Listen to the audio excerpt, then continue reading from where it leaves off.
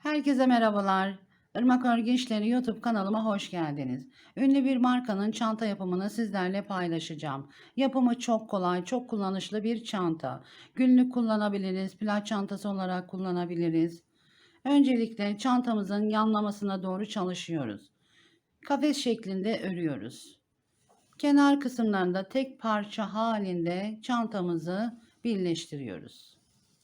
Askılarını yapıp bitiriyoruz. İçini göstereyim. Bayağı büyük, derin bir çanta. Şöyle elimle gösteriyorum derinliği. Bu çantamda hazır sarılmış kağıt ip kullandım. Dokusu biraz sert. Sonuç mükemmel çıkıyor. 500 gram ip kullandım. Yapımına başlayalım. Kağıt ipimiz hazır sarılmış ip kullanıyorum.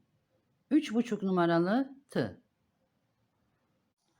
İpimi aldım. Bir tane zincir çekiyorum. Kilitliyorum.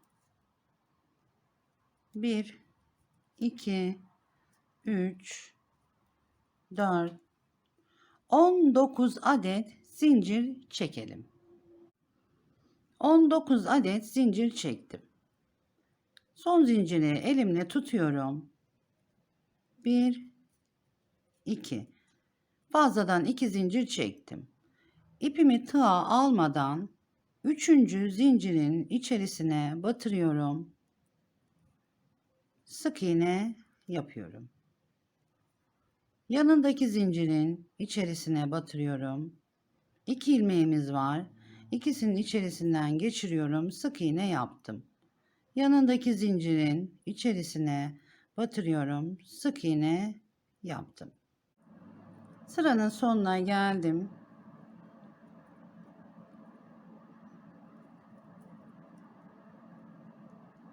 ...19 zincir çekmiştik. 19 tane sık iğne oldu. İlk başladığımız zincirin de içerisine batırıyorum. 20 tane sık iğne oldu. 1 2 zincir çektim. Çeviriyorum. İlk boşluğa batmıyoruz. İkinci boşluğa batıyoruz.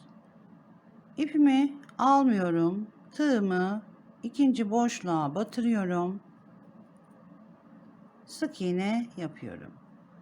Yanındaki yuvaya batırıyorum. Sık iğne yapıyorum.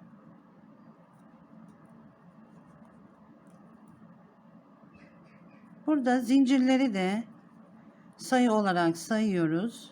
20 tane sık iğne oluyor.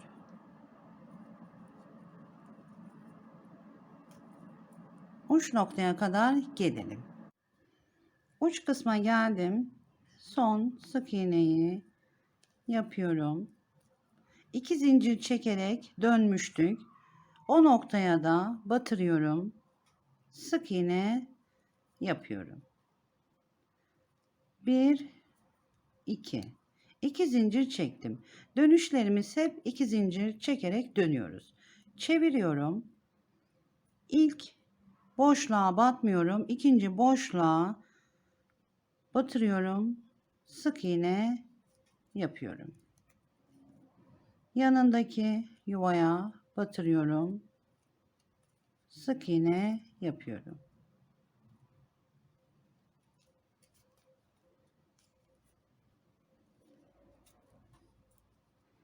Hep bu şekilde ilerliyoruz. 2 zincir çekerek dönüyoruz. Sık iğne yaparak devam ediyoruz. Çantamız 2 parçadan oluşuyor. Bir parçasını hazırladım. Sık iğnesi çantamızın yanlamasına doğru ilerliyor. Aynı ölçülerde bir parça daha yapıyoruz. Benim bu uzunluk 36,5 santim geldi. 36-37 santim uzunluğunda yapalım. Öbür parçayı da üst üste getiriyorum. İkinci parçamızı da sık iğnesini bitirdik. Şimdi file kısımlarını yapacağız. Sıranın sonuna kadar geldim. Son sık iğneyi yaptım. 1, 2, 3, 4. 4 zincir çektim. Tığıma doluyorum. Şimdi şu aralarda boşluklarımız var. Geniş boşluklar. Tam şu bağlantı kısımlarında olan, bakın, çizgi halinde gözüküyor. Tığıma doluyorum. Bir sıra atlıyorum. Boşluğa batırıyorum. İkili trabzan yapıyorum. Bir zincir çektim. Aralarda bir zincir çekiyoruz. Başlangıçlarda 4 zincir çekerek dönüyoruz. Tığıma doladım.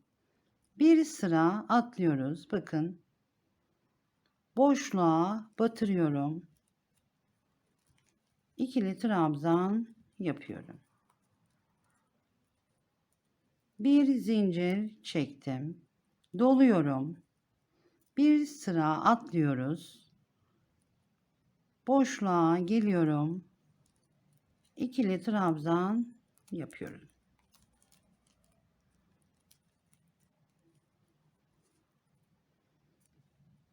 Bu şekilde bir zincir çekip bir sıra atlayıp şu aralardaki boşluklara batarak sıranın sonuna gelelim.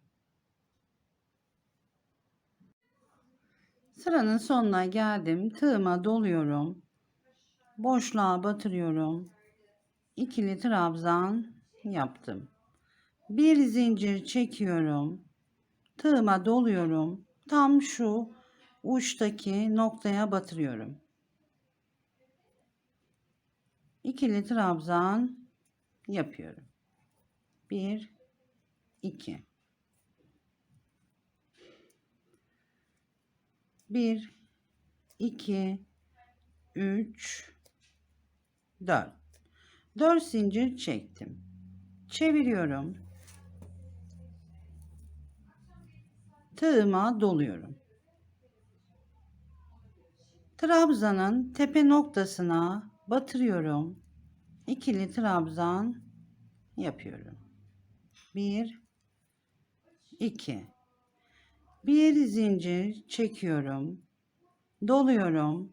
Trabzanın tepe noktasına, bakın, batırıyorum.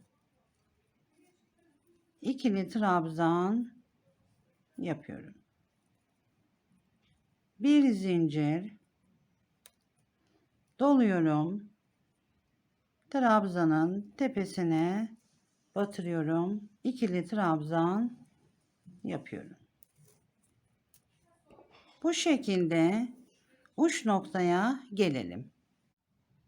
Sıranın sonuna geldim. Son trabzanın tepesine ikili trabzan yaptım. Bir zincir çekiyorum. Tığıma doluyorum. 4 zincir çekerek dönmüştük. Yine bir zincir bırakıp ikinci zincirin içerisine batırıyorum. İkili trabzan yapıyorum.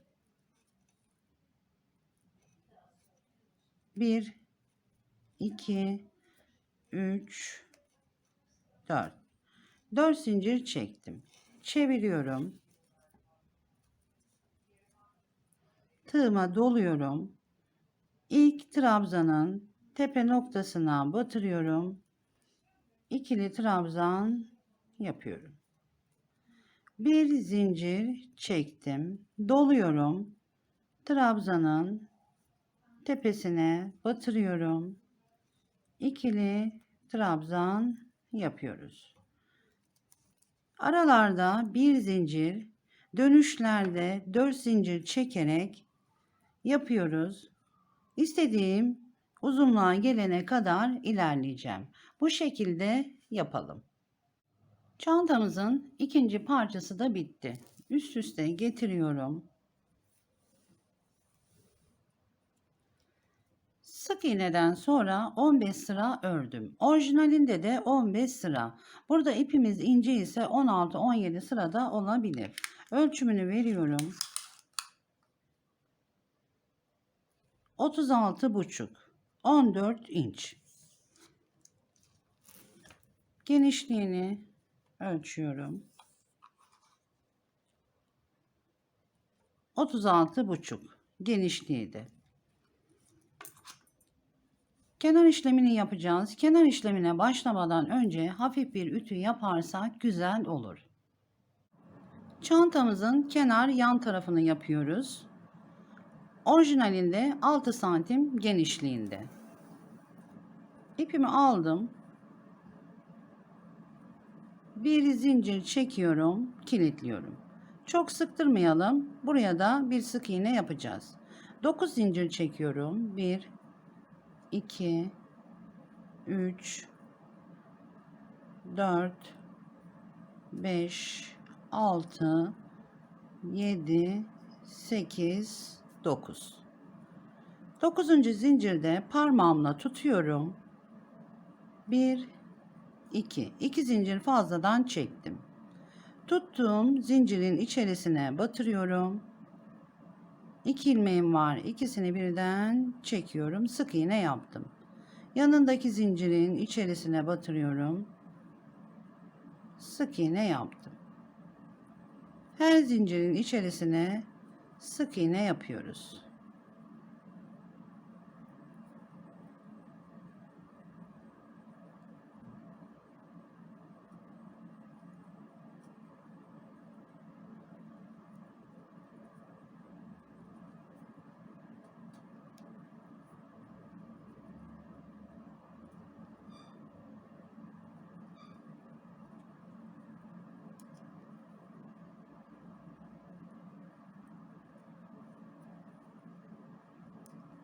Dokuz tane sık iğne oldu. Kilit yaptığımız zincirin de içerisine batırıyoruz. 10 tane sık iğne oluyor. 6 santim genişliğinde. 1 2 zincir çektim. Çeviriyorum. İlk noktaya batmıyoruz. İkinci noktaya batırıyoruz. İlkine battığımızda arttırma yapmış oluruz. İkincisine batırıyoruz. Burada da zinciri sayı olarak sayıyoruz. İkincisine batırıyorum. Sık iğne yapıyorum.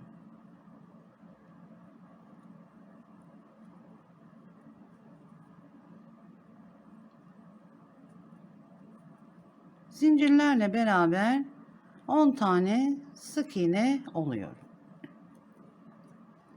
Bu şekilde yapıyoruz. 2 zincir çekerek dönüyoruz. Ölçümüzü de örerken çantamızın bu uç kısmından başlıyoruz. Kenar yapıyoruz, dönüyoruz. Bu uç kısma kadar tek parça halinde yapıyoruz. Çantamızın kenar kısmını yaptım. 6 santim genişliğinde, 108 santim uzunluğunda. Çantamızın iki parçasını üst üste getiriyoruz.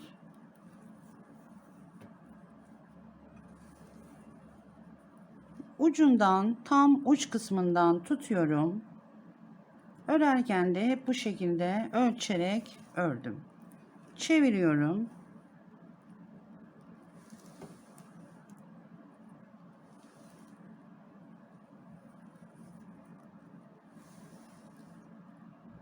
Bu şekilde yaptık.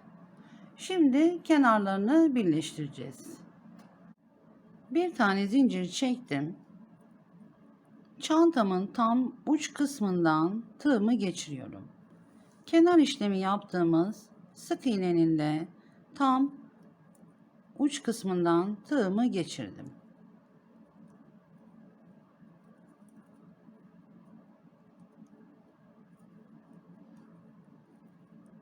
İpimi çekiyorum.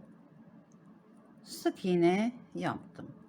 Kısa kalan iplerimizi de şu şekilde gizliyoruz.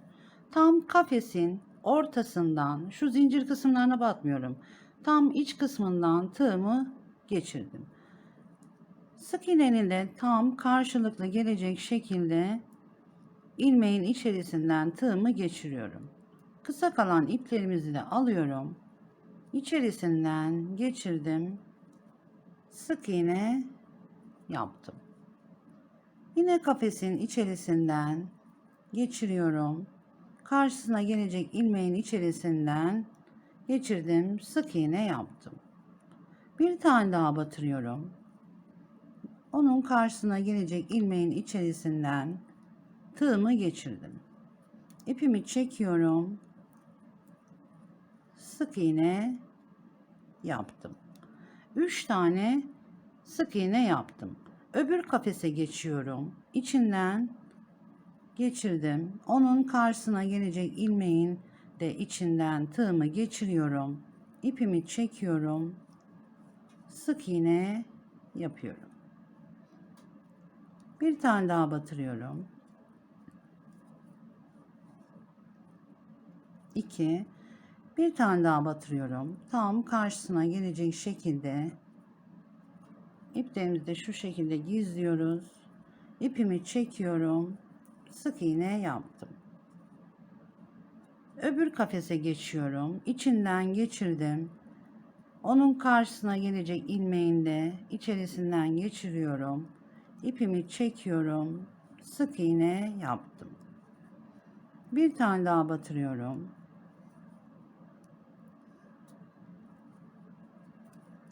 Sık iğne yaptım. Yine karşılıklı gelecek şekilde ilmeğin içerisinden tığımı geçiriyorum. Sık iğne yaptım. Burada benim ipim kalın olduğu için kafesler geniş. 3 tane sık iğne yeterli geldi. İpimiz ince ise 2 tane sık iğne yeterli. Şu kısmın kasılmaması gerekiyor. Kasıldığı zaman ona göre sık iğnelerimizi yapıyoruz. Yine kafesin içerisinden tığımı geçirdim. Tam onun karşısına gelecek şekilde ilmeğin içerisinden geçiriyorum. İpimi çekiyorum. Sık iğne yapıyorum.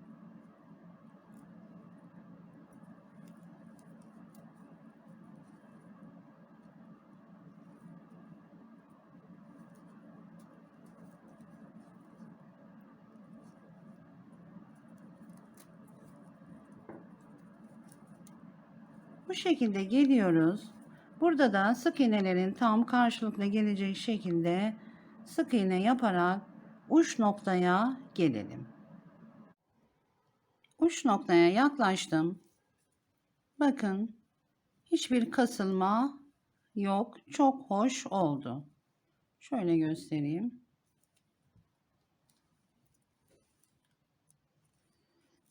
Burada da yine aynı şekilde tam sık iğnenin karşısına gelecek şekilde batırıyoruz. İpimi alıyorum. Sık iğne yapıyorum.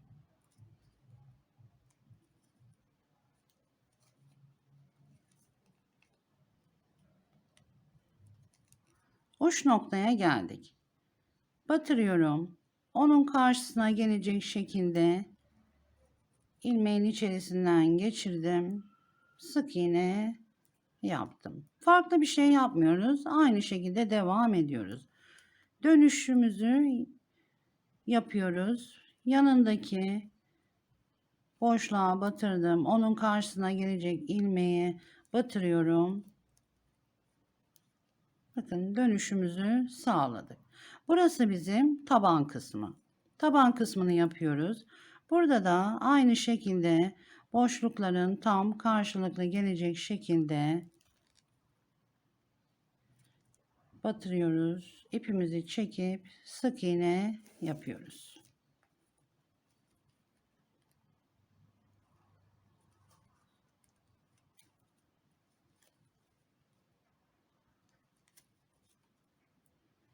Boşluğa batırıyorum. Karşısına gelecek ilmeğe batırıyorum. İpimi çekiyorum. Sık iğne yaptım.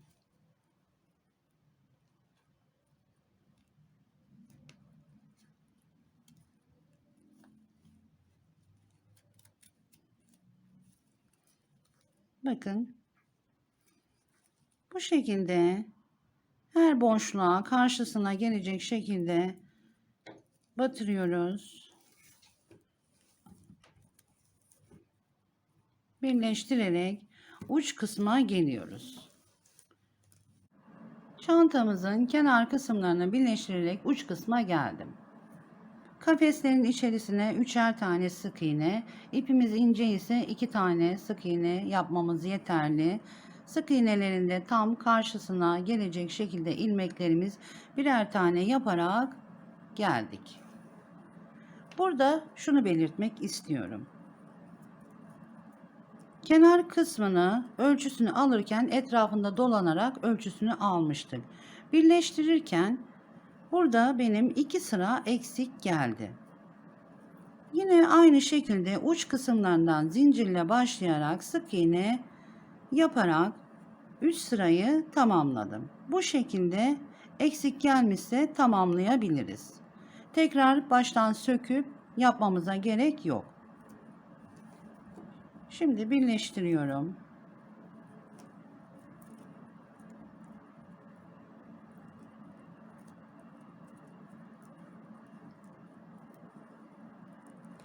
Bir, iki, üç. Öbür kafese geçtim. 1 2 3. Son kafese geldim. Tam onun da karşısına gelecek şekilde 3 tane sık iğne yapıyoruz.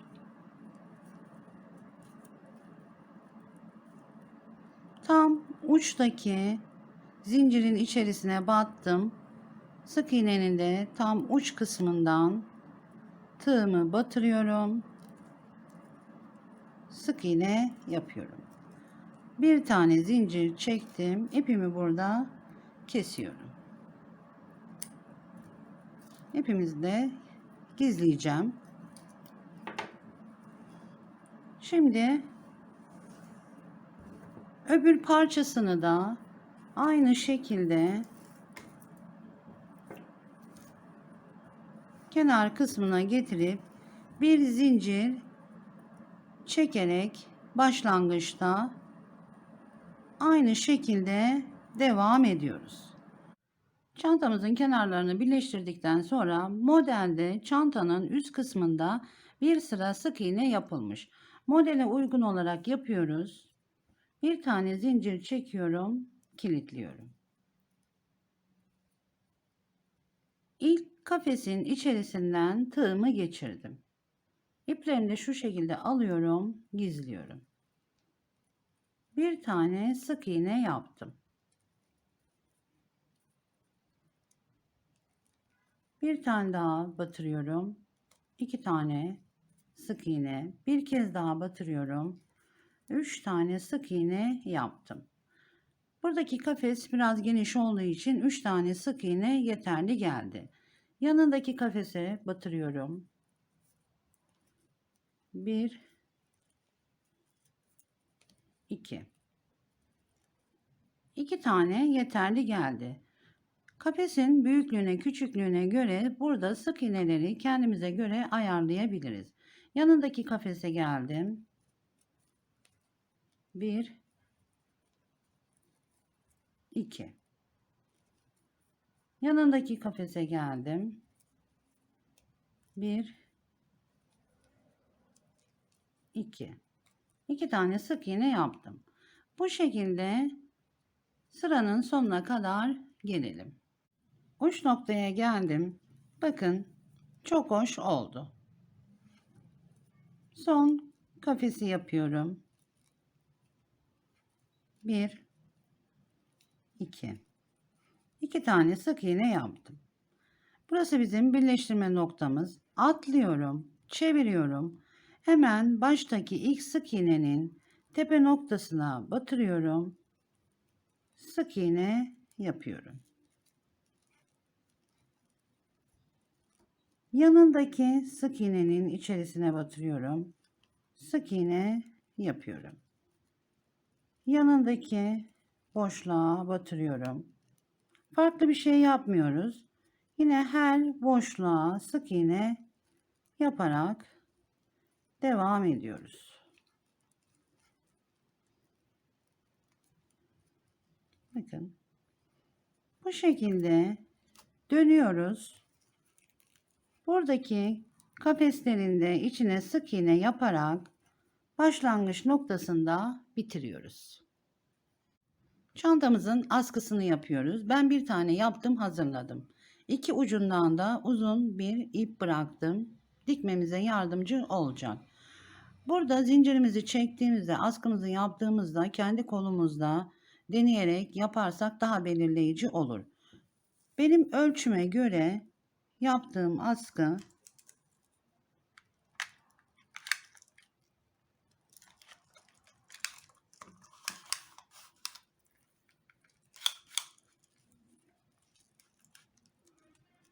61 santim. 24 inç.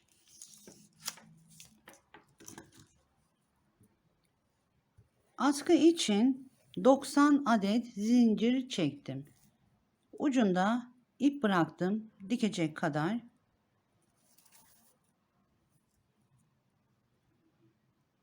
Tığıma ipi almıyorum. Yanındaki zincirin içerisine batırıyorum. Sık iğne yapıyorum. Yanındaki zincirin içerisine batırıyorum. Sık iğne yapıyorum. Yanındaki zincirin içine sık iğne yapıyoruz. Her zincirin içerisine batarak sık iğne yapıp sıranın sonuna geliyoruz.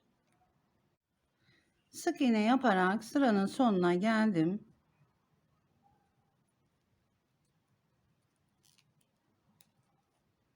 Son zincirin içerisine de batırıyorum. Kilit yaptığım zincirin içine değil, ilk başladığım zincirin içerisine batırıyorum. Sık iğne yapıyorum. Burada aynı yuvanın içine bir tane daha batırıyorum. 2 tane sık iğne yapıyorum. Dönüyorum. Burada modelde de bu şekilde yapıldığı için şimdi ilk sık iğnenin tam karşısındaki yuvaya batırıyorum.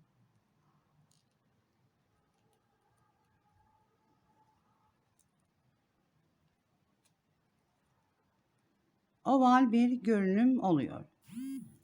Yine karşılıklı sık iğnelerin karşısına gelecek şekilde sık iğne yapıyoruz.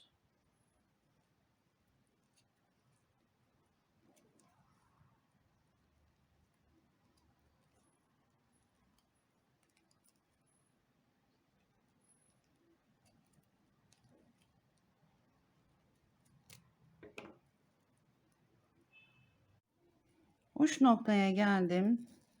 Son sık iğneleri yapıyorum. En sondaki sık iğneyi yaptım. Şimdi burada şu tepe noktasına batmıyoruz. Dönüşte tam sık iğnenin karşısına gelecek sık iğnenin içerisine batırıyoruz. Kaydırıyorum. Bir tane zincir çekiyorum. Bakın burada da oval görünüm oldu. Modelde bu şekilde. Bu ince geldiyse bir sıra daha dönebilirsiniz. Burada ben ipimi kesiyorum. Biraz uzun kesiyorum. Dikerken ipimiz yardımcı olacak.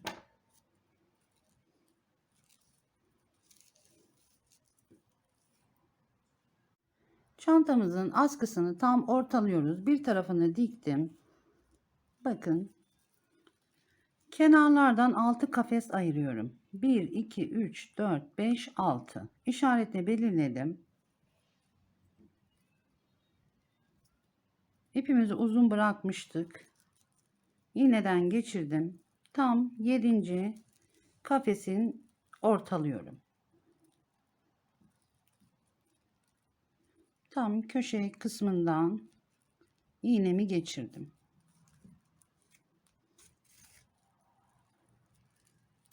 Burada her ilmekten 2 kere geçirelim. Daha sağlamlaştıralım.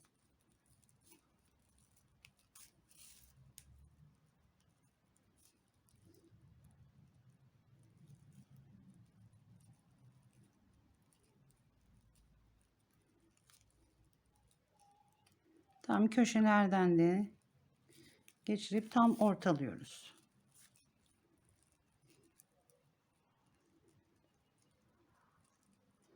İki kere geçirelim. Daha sağlam olsun. Bütün yük askılarda oluyor.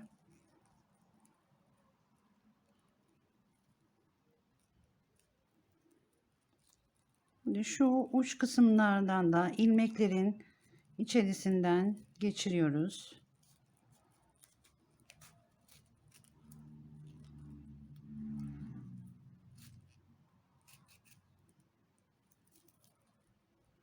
Öbür ilmekten de geçiriyorum.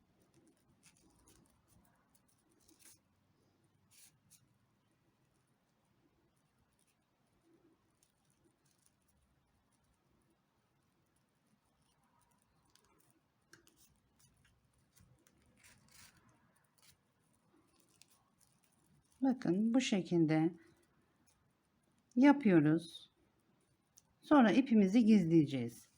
Çantamız çok şık, çok güzel oldu. Büyük bir çanta, kullanışlı, günlük, plaj her şekilde kullanabiliriz. Irmak Örgü İşleri YouTube kanalıma abone olmayı unutmayın. İyi günlerde kullanın. Hoşça kalın.